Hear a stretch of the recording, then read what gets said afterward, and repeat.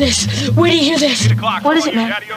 You guys want to go see a dead body? Welcome back to another episode of Classics of Cinematics.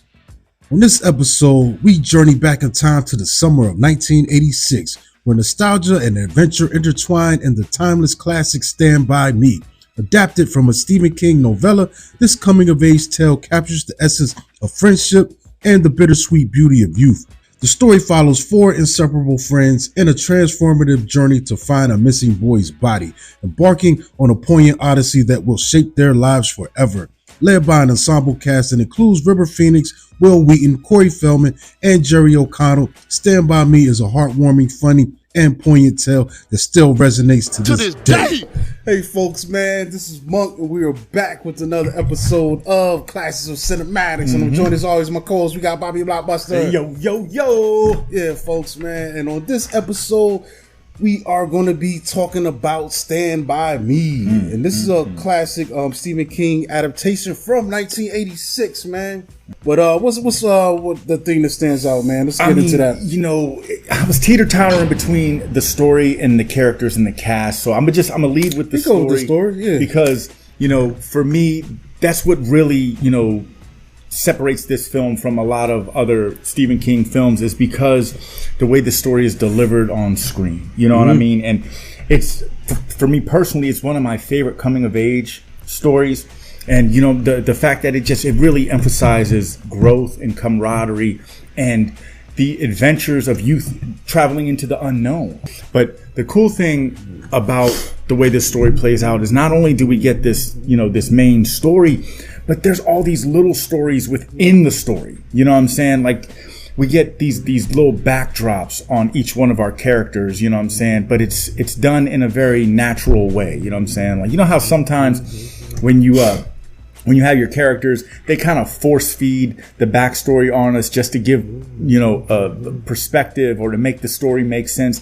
That we didn't get that with this, you know what I'm saying? These characters, they're really, you know, it's done in, like I said, it's done in a very seamless way where, you know, we almost start to feel like we're another member of this crew, because with the little bit of information that they give us of these characters, we're like, okay, I know why he's acting. I know why Teddy's crazy. I know why, you know, why Gordy's upset, and I know why Chris got this badass reputation. Because on paper, it just looks like these kids going through an adventure, but like by adding all of that emotional baggage, and you don't even got to see it all the time. Sometimes it's just explanation. Like when we see when they run into the junkyard guy, and he's like, "I know your dad," and they're making fun of Corey Feldman's character's dad because he's clearly a war veteran but with PTSD. But back then they weren't sensitive to that kind of stuff. No. He's just this loony wacko that's just. I'm like, bro, my man was in the war. He stormed the beach in Normandy. Yes. And if you seen them first few minutes of Private Ryan, you know how that was and how that could scar a man, bro. Like people love to talk about the valor and the bravery of war, but we don't talk about what that does to people. Seeing that, seeing men blown to pieces,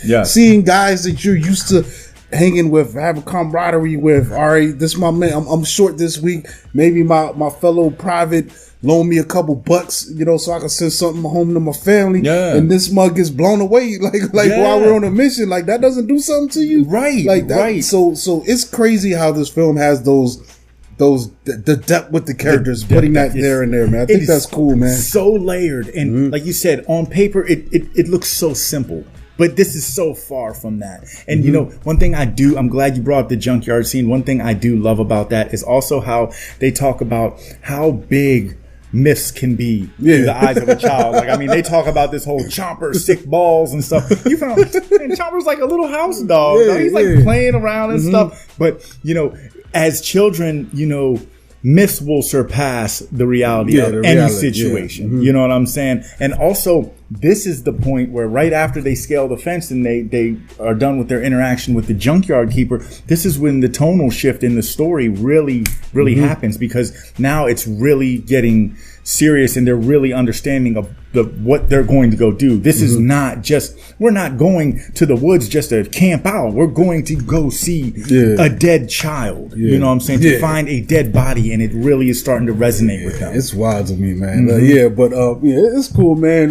We get some cool characters in here, man. I think that's where this stands out, man. Yes. Our main four guys, they're just dope, man. You know, they're they're fun, man, and they're relatable, man. Especially, I think for young boys at the time. Like I saw this when I was a young boy, and honestly, even though this thing takes place in like just a different time, America was way different, and I was not living in an environment like this, but I could just relate. Yes. Just from being close to that age and being like, yo, this is just cool, man. I would like to throw on the backpack and run off into the woods. Right. And see what they're like, see where it goes. Exactly. You know, and the fact that just being away from adults and that, you know, and just out in the world, you know, trying to do something, man. I think that's cool, man. I think that's why this thing kind of endures. Especially for men. I wonder if young women related to this film the same way, but I probably don't think so. But for us seeing that and seeing guys, and this was the kind of shit I was reading back in the day in the books I would get, Ranger Rick magazines and the Hardy Boys little novels and shit like that, man. This was the kind of adventures that was in those books, man. So this thing instantly had a cool appeal, you know, from the character standpoint. And to your point, yes, as little dudes, especially at that time, you know what I'm saying? Every day could be an adventure. We would seek out adventures, fearless in a sense. You know what I'm saying? Anything could be an adventure, bro. And what really works for me too is the differences in these characters. I mean, there's not one person in this crew that was the same. Like, and Jerry O'Connell, this was his film debut, and for him to just kill it as Vern the way he did, I thought that was really dope. But you know, Vern's just Vern. He was unintentionally humorous, you know what I'm saying? And to the crew, he was the comic relief. And then, you know, you get you get crazy Teddy, but he was kind of, you know, it was understandable. But the one that really, you know, to me was that really kind of stood out was Wil Wheaton's character as Gordy, because he was kind of portraying the everyday kid, so to speak, the one that, you know, is full of untapped potential, kind of no direction, still trying to find his purpose, his place in the world, and doing it at a very young age, trying to figure out where he fits in. Because they even talk about how, you know, they're about to go to middle school and how he's going to start taking college courses and they're all going to be taking shop class. You know what I'm saying? Man, they might be better off than him in the long in the long run. Yeah, like I think it's weird because at that time, maybe his parents, the way they raised him, you know, he has that point of view. But right now, man, the people that's taking them shop classes, them plumbing, the electrician, they eating, bro. Yes, trade school is a win. But in '59. Wasn't nobody going to college. But also at the same time, like I feel like you know, he even alludes to it. He wants to kind of get out of this town. Like he feels like just looking around and what's available to him, the opportunities, and you know, these trade school guys. Yeah, they're probably they can make a living, they can have a house, but they're still stuck wherever the hell they are. This is weird because they say this thing in the description is Oregon, but when I looked up where does this take place, I was getting Castle Rock a lot of times. Castle Rock in Stephen King is Maine. But they said in movie world, they misunderstood. There was a part in the story where they bring up Portland. So they assumed even Oregon. I had to look it up because they were talking about, well, that's near Durham. And the only Durham I know is North Carolina, so that made me look up like, where does this take place? And it said Castle Rock. And I was like, all right, they're in Maine again. But then, you know, also, you know, we love what we get from River Phoenix. I mean, he's another actor that just passed too soon. I mean, he kind of shouldered this film. Like, you see the mass amounts of talent that this young man he's their leader at an early age. He is the leader, justifiably so, you know. But then on the flip side, you know, and I'm not promoting bullying, but the bullies play a major part in this film. Man. And Kiefer, like, dude, you can't. There is no difference between Ace in this and David in the Lost Boys, dog. I was like, maybe this was him before he got turned. But you know what I'm saying? I was like, yo, the only thing he don't got is the fangs, because he's relentless. He's heartless to these kids. Definitely stood out to me. Yes, man. But you know, and the thing is, they said that like he's really a nice guy, Offset.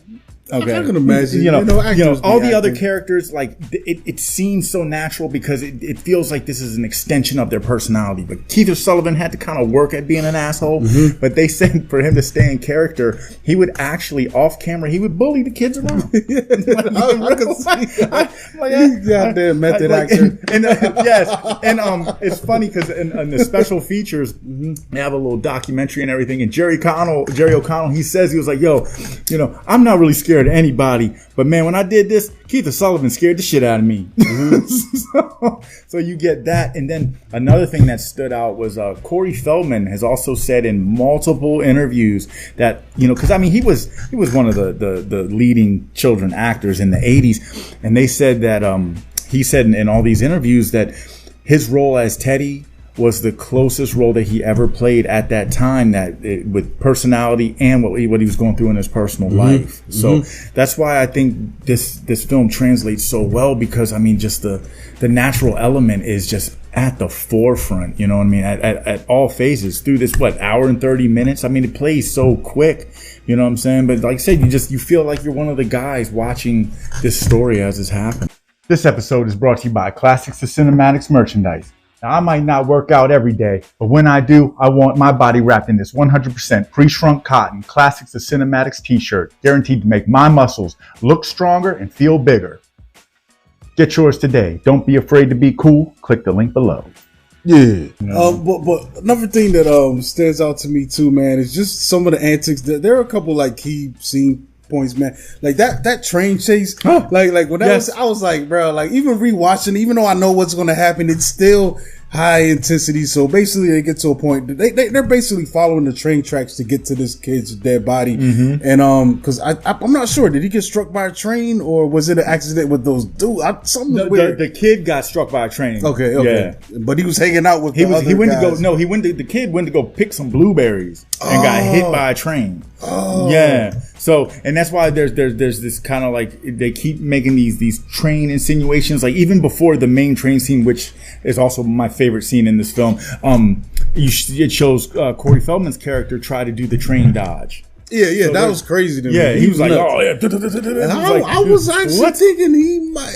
It's not clear, but there might have been a little bit of him possibly trying to take himself out. Yes, that's what Wil Wheaton said to him. He was like, bro, are you trying to kill yourself, I think that was really what was happening. But I am with you when it comes to these scenes, dog. The train scene by far is my favorite. Because that was my favorite. I love, because they're basically, they got to cross this bridge. It's a train elevated. It's a long ass bridge too. It's kind of long, but their timing is all fucked up, and they're just and it's scary because it's not like the bottom of it. Usually on the train tracks, you've got those horizontal planks along the way, but there's gravel underneath. Yes, no. But on this bridge, it's the horizontal planks, but it's 100 feet down to the water. You can see that shit. It's big enough for you to slide through or get stuck in. If you did slip through there. They don't know when the train's coming, and like I said, it's a big stretch. And the next thing you know, you hear shout out to the sound design. Yes, it's like a train. But shout out to the sound design because they're going, and I'm watching this thing on my TV, and you just get this low rumble, and then my man Wil Wheaton's character looks back, and he's not sure, but he just looks back for a second, and he just keeps walking, and all of a sudden you hear this low rumble, and it's just like, hey, and you see the smoke. And the crazy thing is because Chris and Teddy, they're a lot further along the bridge because poor Vern is crawling. Is scared. He's terrified, so he's crawling. And Gordy's like, "Man, get up, Vern!" And dude, I'm telling you, I swear, I cry so I laugh so hard, I almost start crying every time I see Vern's face of fear, dog. The way he's running and the look on his. He sold that to me, man. My man's behind him like, move faster, faster. Go. Yes. Like that. This is a classic. This is a classic scene, dude. Great. But it's crazy, man. But you can think about it. Look how long. That's a long bridge. That's a long ass bridge. And like you said, you're not going as fast as you could because you're wary of the falling through the cracks, through the tracks. You gotta pay attention. You can't just. Gordy being the sense of reason, he's like, yo, what do we do if a train comes? And of course, leave it up to Teddy. He's like, oh, maybe we just jump off. They're like, bro, it's 100 feet down. Or you could wait till the train comes and then cross, but who knows when that's going to be? You could be sitting there for hours. See that smoke coming. But dude, and that's the thing. Like this movie is just so full of these memorable scenes. Like even on a smaller note, mailbox baseball. Was that really a thing? No, that's the thing. People that was really a thing. People go through a rock. I love that part. That's the thing. Baseball bat, people's mailboxes. Every now and then you'll see a story pop up where someone has done that, but it's rare. Like you, it's probably from people who have seen this movie. Yeah, that's what I'm thinking. Like, did this invent it? I don't think this invented it. They were probably it probably was something that was going on in the 60s. Or people put M80s in mailboxes. I remember seeing that kind of thing too, man. But, because in these type of smaller communities, man, sometimes people put a lot of work in their mailbox. They'll get like some nice. They'll have a little house, like a little mailbox that like looks a little like a dollhouse or something. Yeah, like something. Yeah, and so people take pride in that. Yeah, absolutely. You'll see that more like in more smaller kind of flyover areas. Like my mailbox is nothing. My mailbox is a steel thing with 20 boxes in it. Yeah, that's mine is the same one. Dude. It looks like a PO box. So, yeah. But another thing I like, another scene that really sticks out to me is I love when they don't overdo the baseball cap scene. Like right at the beginning when they first go on their adventure, you see Ace come out and he takes Gordy's New York Yankees hat. This hat was given to Gordy by his brother before he passed away. And I mean, it's a high level of importance to him. This is like his most cherished possession. And, as the movie plays out, of course, at the end when Gordy has to buck back, he's like, no one's taking the body. He's got the gun, suck my fat one, woo, woo, woo, all that stuff. A part of me wanted him to get his hat back. But they never touch on the hat again because it shows that, Ace just did that. He took the hat just to be a dick. He was just showing how cruel he was. And Rob Reiner said that, after that, they didn't show it in the movie. But one, he gave it the eyeball because he didn't want to mess his hair up putting on the hat.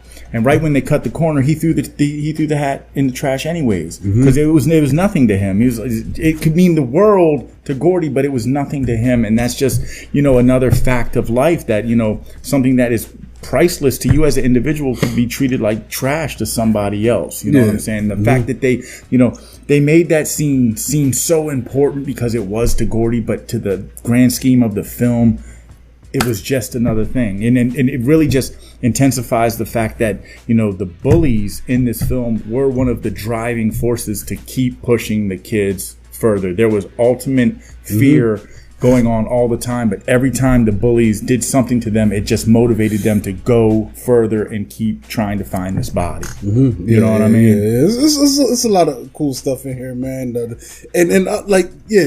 characterization of the characters is really dope. Like I said, man, we already talked about that. That helps this thing stand out a lot, man. And it's just a good looking film too, man. It's not taking a lot of your time, and it tells the story that it's going to tell, and it's not really a clear, full on happy ending in my opinion, because there's a point where one of the characters says, I think this is after the junkyard scene. He's like, honestly, in all respect, dude, this should not be a fun, happy adventure. We're doing some kind of morbid shit, and this is kind of, a serious thing. Yeah. So it's grounded. And even, at the end of their adventure, you have some questions left still, man, and it raises up a couple of thoughts, about this thing, man. Absolutely. Yeah. Even now when I think about just the amount of missing people we get in this day and age that I see, and I'm like, what happens to them?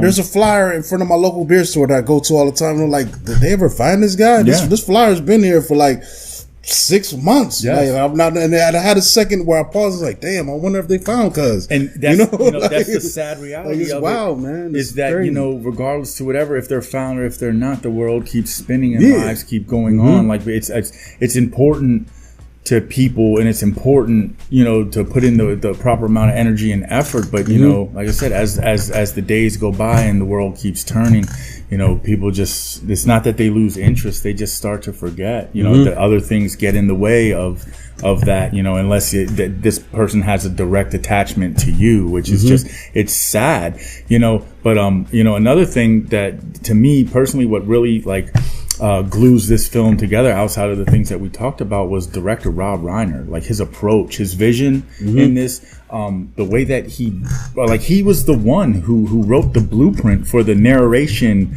on the, what is it called? The voiceover, and I think that's where this film really helps a lot because it kind of connects the scenes. Yes. That voiceover. Yes, so the narration for the reminiscent story. You know what I'm saying? Like you're speaking as a kid, as you're visually watching these events that took place as a child, and he was the first one to really do that in a film. And then, due to the success of this film, a year later, he did the exact same thing when he directed The Wonder Years.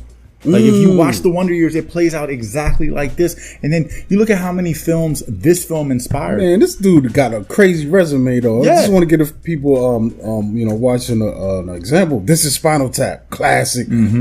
Stand By Me, Princess Bride, Harry Met Sally, Misery, A Few Good Men.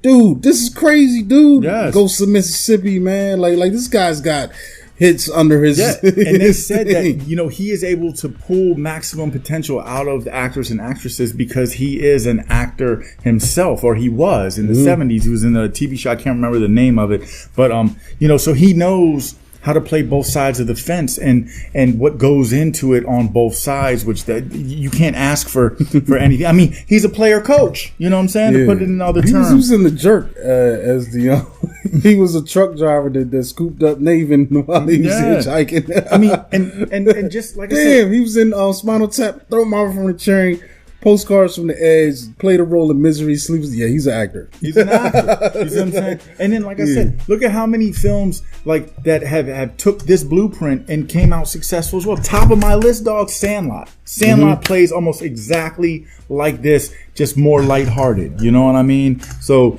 without Rob Reiner doing this film, you know what I'm saying? Who knows if it would be as highly credited as it was. I mean, it still would have the great casting characters, still have the great story, but the approach, the vision, if it's all not riding parallel with all these other elements. You need a good director, man. Yeah, man. To pull it all together, man.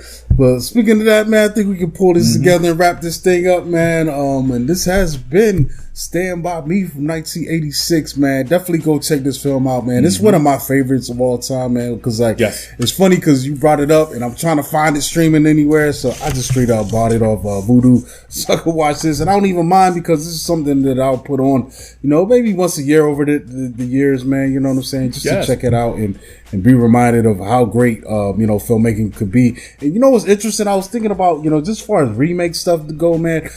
I think this is one that could be redone forever. Maybe not necessarily call it Stand By Me, but to put kids in an adventure like this, and this is essentially a road trip kind of, featuring kids. It's timeless. It's a timeless kind of storyline, man, and I think it's cool, man. And like, shout out to my daughter. She's the one who suggested this to me. I brought it to you because, we do like to watch this, and that is a testament of good filmmaking because my daughter is significantly younger than me, obviously, and she loves this movie just as much as I do. The rewatchability is there. It never gets old. It doesn't matter that this particular film takes place in the 50s because this story happens in everyday life. You know what I'm saying? And that's what makes this movie great. I'll watch this anytime anyone wants to watch Stand By Me. I will watch it with them, or I'll watch it by myself. This is one of those ones that stays in heavy rotation because of the impact that it had not only in my life as an individual personally, but also the impact it had on me as a movie watcher. You know what I'm saying? It covers all its bases. Yeah, man. That's what's up, man. But yeah, this is it, folks, man. This has been Classics of Cinematics, man. You can catch us out at Classics of Cinematics on Instagram. And are we on? No, we're not on Twitter. We just on Instagram. But you can catch me at Monkey Blood on Twitter and Instagram, man. And you can catch me on the next show or out there somewhere in the real world. Yeah, so make sure you follow the channel, man. And we'll be back soon, folks, man. Peace. Ooh.